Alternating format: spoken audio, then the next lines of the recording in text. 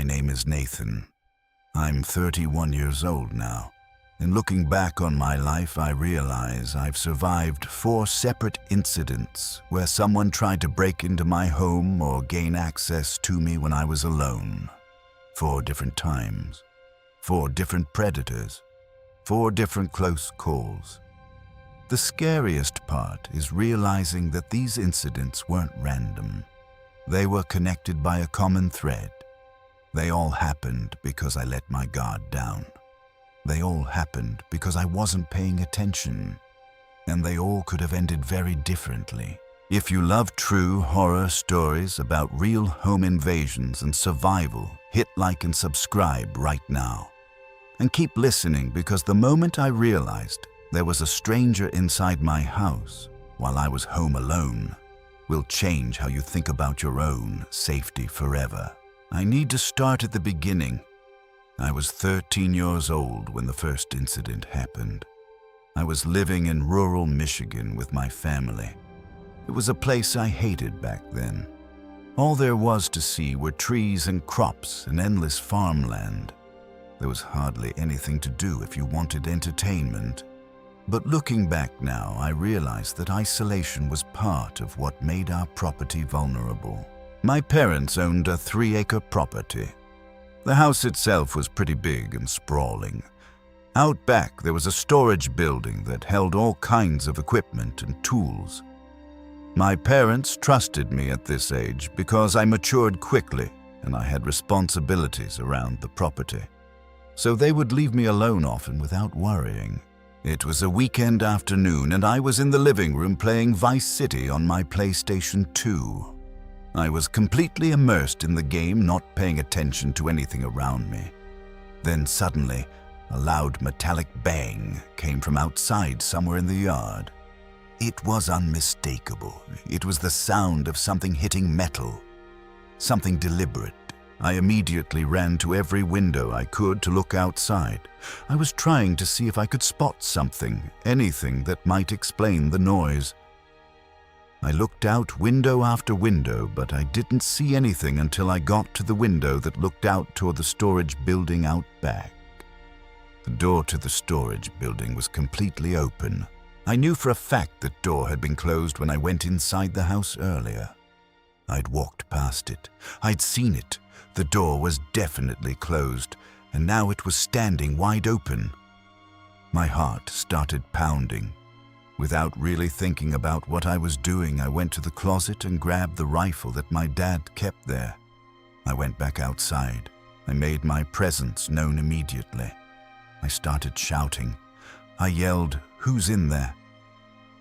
There was no answer. The yard was silent.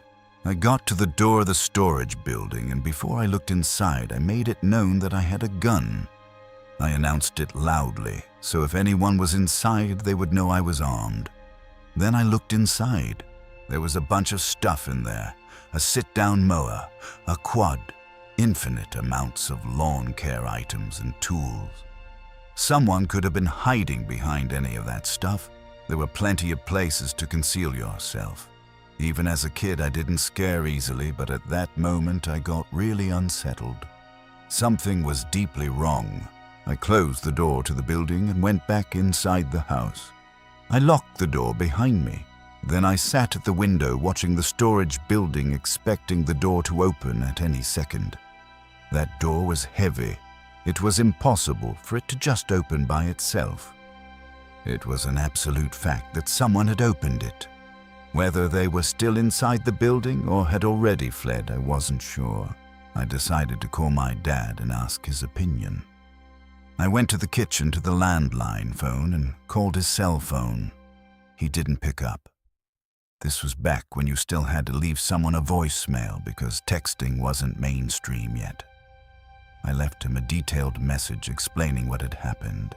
After that, I went back to sitting next to the window, but now I put on a TV show in the background to make the waiting less monotonous. I took the phone with me. I was probably about to give up when I heard it. Creaks from upstairs.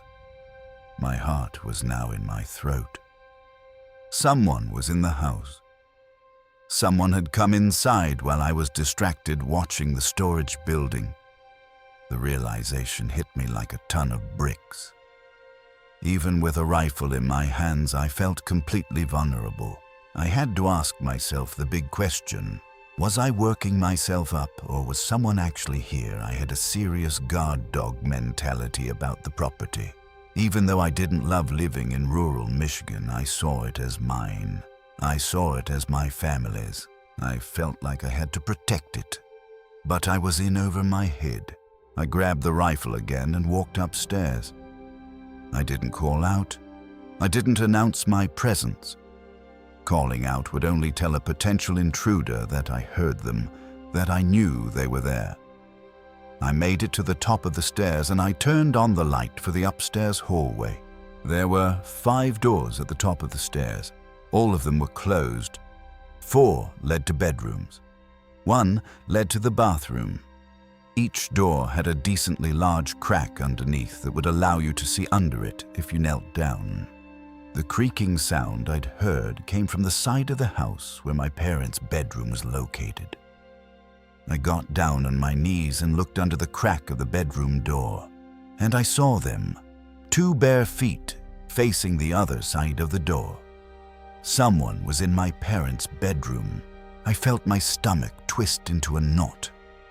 The reality of the situation just became so much more real, and I realized something that scared me even more than the intruder. I wasn't ready to threaten someone. I wasn't ready to point a gun at a human being, and I definitely wasn't ready to actually use it. I got up and quickly went downstairs. I hid in the bathroom and called my dad again. He still didn't pick up. His phone must have been set down somewhere and he wasn't hearing it. I called again and again. He never picked up. Finally, I did what I should have done from the beginning. I called 911. I whispered into the phone the whole time, detailing exactly what was taking place. I told them someone had opened my storage building and then came inside my house. I told them I was 13 years old and home alone. The operator told me to sit tight in the bathroom and not say a word.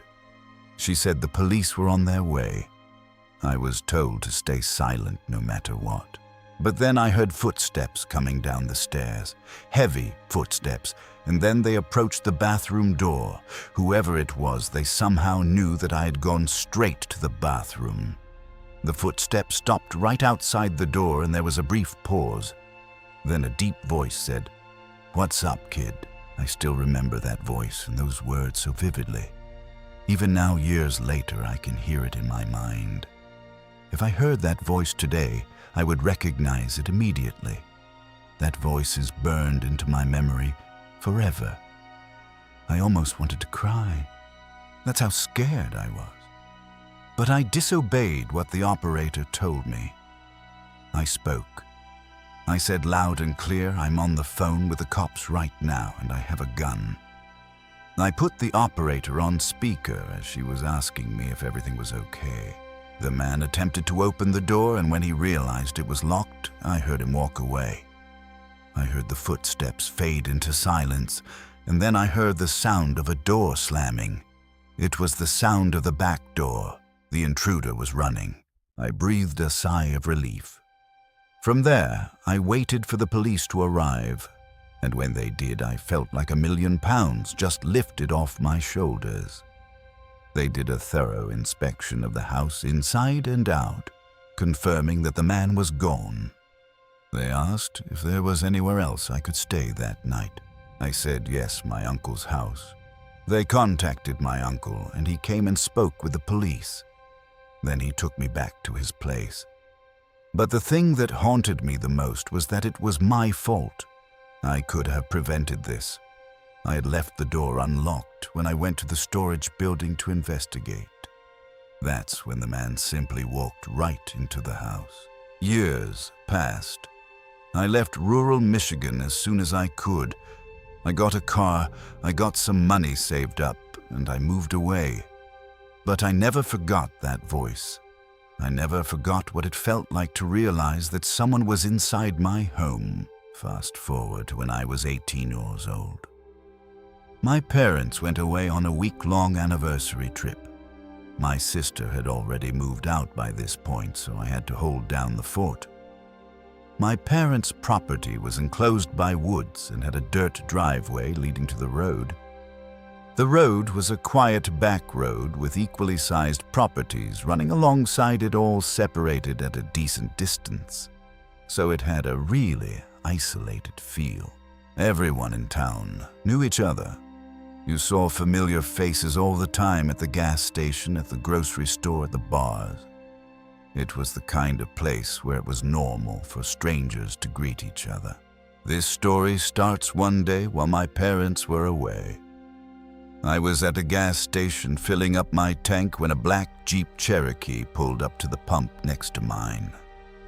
A man with a goatee stepped out, greeted me, and started filling his tank. In that town, it was normal for strangers to greet each other like that. No big deal. He had his nozzle locked into the gas tank, and then he walked around to my side of the pump. He said, "Excuse me, do you know how to get to the interstate from here?" I helped him to the best of my ability. He pulled out a notepad and started writing down the directions I gave him. That struck me as odd. Why wouldn't he just use his cell phone like anyone else would? But I didn't think too much about it. He thanked me and asked if I'm from the area. I said, "Yeah, I grew up here." He said he was from out of town. He didn't specify where. He then asked my name and said, "It's nice meeting me." I told him my name was Nathan. He said, "What a lovely name," and then got in his car. I got in my car and drove out first. I turned left to go up the road back home. It was only a few minutes worth of driving before I was approaching our turn into the driveway. I slowed down and put my blinker on. Then I turned right onto the property. That's when I noticed the car behind me. It was that same black Jeep Cherokee. He passed me as I turned into our driveway, but he went the complete opposite way that I had told him to go to get to the interstate.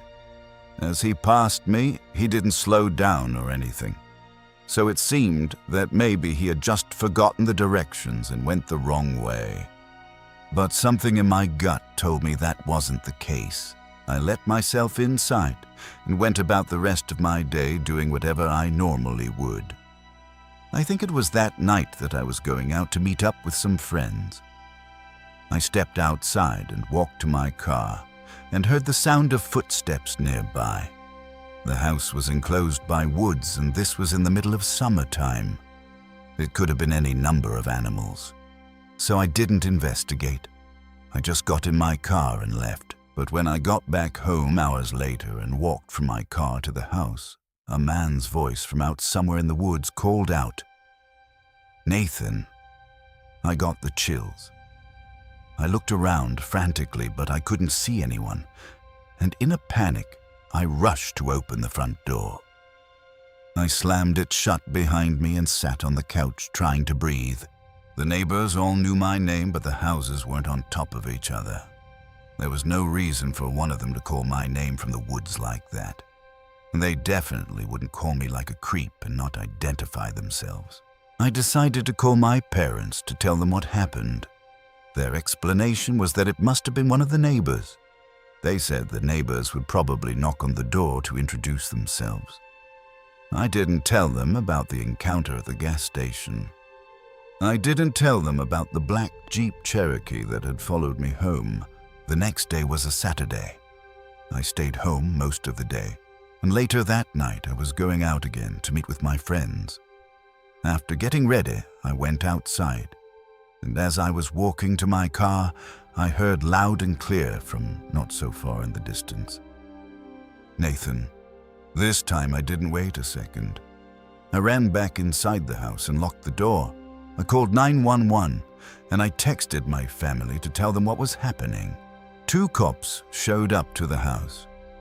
They looked around the perimeter of the property with their flashlights and then came back and said to call again if this persisted. I didn't feel much better after that. They didn't really do much. They didn't stay. They didn't patrol the area. I refrained from going outside until the next day when I had work. I was a server at a nearby restaurant. I was working a late shift. I left the house in broad daylight, paranoid to hear that voice again. Thankfully, I didn't hear it during the day. Maybe seeing the police car finally scared the person off. After many hours at work, I was ready to go home and collapse into bed. I pulled onto the property and parked my car out front. I walked to the front door, and I stopped when I heard the sound of footsteps again. It didn't sound like an animal's footsteps. It sounded deliberate. It sounded human. I stood on the front deck for a second, waiting, and then that familiar voice yelled out again. "Nathan, don't call the cops on me again, cutie." I yelled out, "You need help. You're sick." And I let myself inside. I called the cops once more, and the cops came again. They searched the perimeter again, and they left again. My parents told me I should stay at a friend's house for the night. I couldn't agree more. They would be back the following night, so after that I would feel much safer being there. My friend Alex told me I could stay with her that night, so I packed a bag and was ready to go. I checked out the windows first to make sure the coast was clear. Then I went outside and locked the door as fast as I could. Then I ran to the car. As I turned the key in the ignition, I heard something right to my left. Right outside the driver's side door was a man wearing a face mask. He was trying to open the door. I couldn't even scream.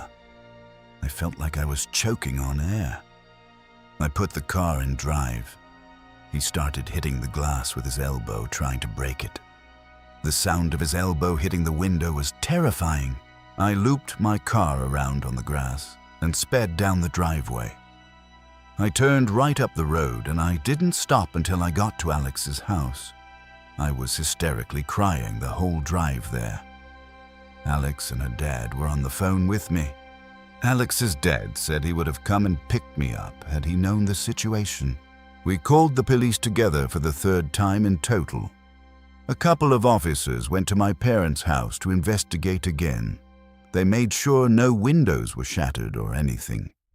One officer came to Alex's house, where I once again gave my description of what happened. This was probably the most action these cops had seen in a long time in that quiet town. Thankfully, my parents came home the next day and I felt safe staying at home again. But I fully believe the man at the gas station followed me home intentionally that first day. I believe he scoped the place out. He realized I was by myself, and he played with me. He toyed with me for days until he finally tried to pounce and get me. I made so many mistakes. I shouldn't have given my real name to a stranger at a gas station. I should have been more alert to my surroundings. I should have realized he was following me in my car that day, but I didn't. I was 18, and I thought I was invincible. That incident was a huge motivating factor in my moving out to my own apartment a few months later. But there was a third incident, and this one happened when I was 15 or 16 years old. I was home alone for a reason I don't remember. All I remember is that my entire family was gone. I was a big gamer at the time. I was obsessed with StarCraft. I would sometimes spend a weekend night or two playing StarCraft or some other PC game on my computer. This was right before COVID lockdown started. I was playing StarCraft on my computer in my bedroom on the first floor. That's when the doorbell rang twice. I hurried to the door, not wanting to be away from the game for too long in fear of losing. I got to the front door and said, "Who is it?" A soft and weak voice on the other side said something that I couldn't quite hear. It sounded like a woman. I opened the door with a storm door still separating me from this older woman standing on the other side. She had a big smile on her face, and she had her hands behind her back. I said through the door, "Can I help you?" She said she needed to use a phone and asked if she could come inside. Ever since I was a little kid, I was always taught not to let a stranger into the house. Ever. That included women. But I felt so awkward. I didn't know how to turn her away. So I redirected her to the library a few blocks down. I told her they would surely have a phone. Deep down, I knew the library was closed at this point. But I was just trying to get this stranger who was trying to get into my house to leave. She was still smiling, but what she said next did not match her smile at all. She said that's very rude to turn away an old lady asking for help. I replied, the only way I could think to. I said my parents don't allow strangers into the house. It's a house rule. I slowly started closing the door as I was saying, sorry. She just stood there, not moving, but still smiling at me. And though her smile never changed, it suddenly felt much more menacing. I was walking back to my room when the doorbell rang again. There was no way in hell I was opening the door again. That woman radiated weird vibes from the start. Maybe something was wrong with her. Maybe she wasn't all there. These were things I had no way of knowing. I went back to my game. Not too long after I sat back down, I heard something tapping on the window. It was a clinking type sound from something metal. The window was directly in front of my desk. I had the blind pulled down so I couldn't see what was making the noise. But I already had an idea. My room was the only room with a light on in the house. The horrible thought that it was the old woman from just before and that she had walked over to my window absolutely terrified me. I turned off the sound on my computer. At this point, I didn't care about my game anymore. The clanking sound on the window persisted. I basically said, forget this, and got up and left to a different room in the house. I sat in the darkness of the living room, and that's when the doorbell rang again. This woman was harassing me now. I tried to convince myself she wasn't a threat, just some crazy old woman who was probably clueless as to where she was. But when she rang the doorbell a second and third time, I decided to go open the door and ask her if there was someone I could call for her. But when I opened the door, there was now a man on the other side. He looked to be about 10 years younger than her. He said through the storm door, "Have you seen my mother?" I replied, "Yes. She came to my door just before." He apologized and said she has dementia and got out of the house. I suddenly felt bad. But then he asked if he could come inside for a minute. And again I felt awkward. Why would he need to come inside?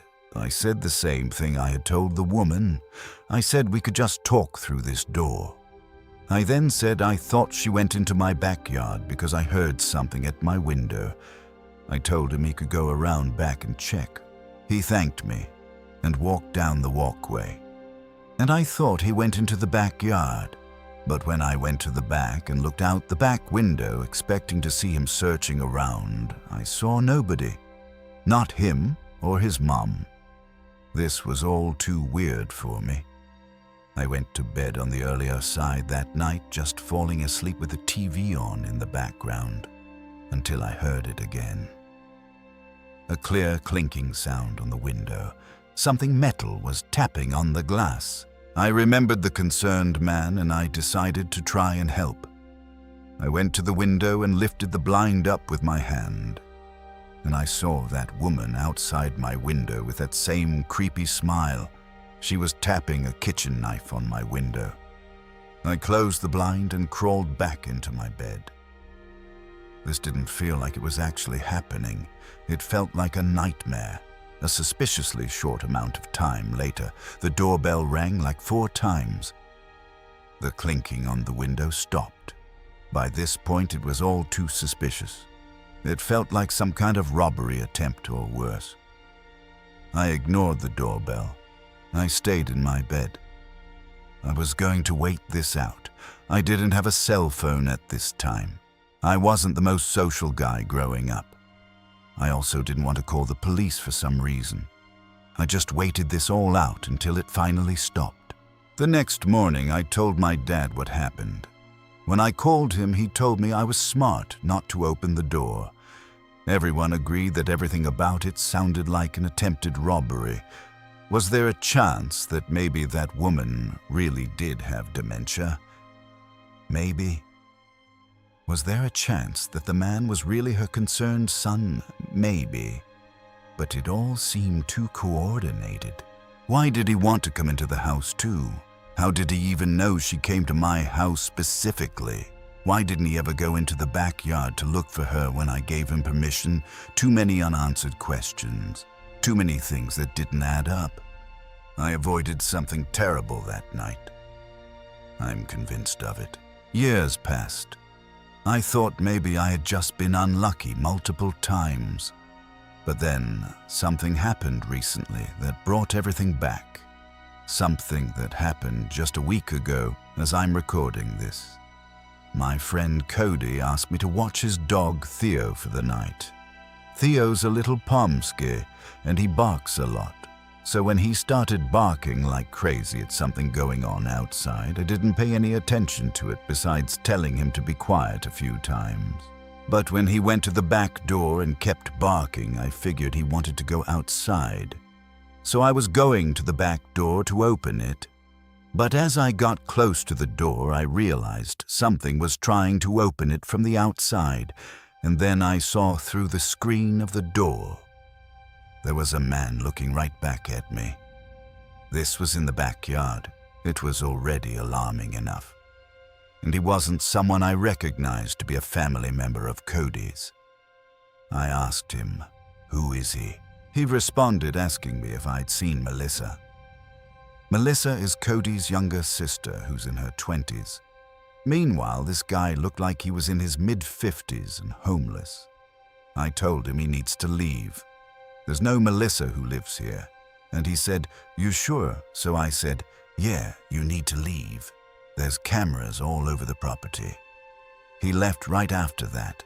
Getting him to leave was easy. But when Cody asked his sister who that guy could have been, she said she had no idea. The guy looked like he was 55, drunk and filthy. Not exactly someone Cody's 20-something-year-old sister would be associating with.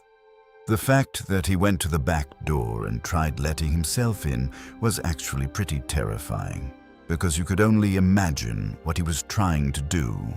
And that's the pattern I've learned over the years. Predators test your doors. They look for vulnerability. They prey on isolation. 4 separate incidents. 4 different people. 4 times when I was home alone. 4 times when someone tried to access me or my property. And every single time I learned something new about safety. Looking back now, I realize how lucky I am to be alive. I realize how many mistakes I made. I realize that danger doesn't just happen to other people. It happens to ordinary people like me. It happens when you let your guard down. It happens when you trust the wrong person. The scariest part isn't any single incident. The scariest part is knowing that millions of people go through similar situations every single day. And not all of them survive. That's why I'm telling you these stories. That's why I'm sharing what happened to me. Because somewhere someone is reading this and they're currently in a vulnerable situation. And I want them to know that their gut instinct is usually right. That feeling is there for a reason.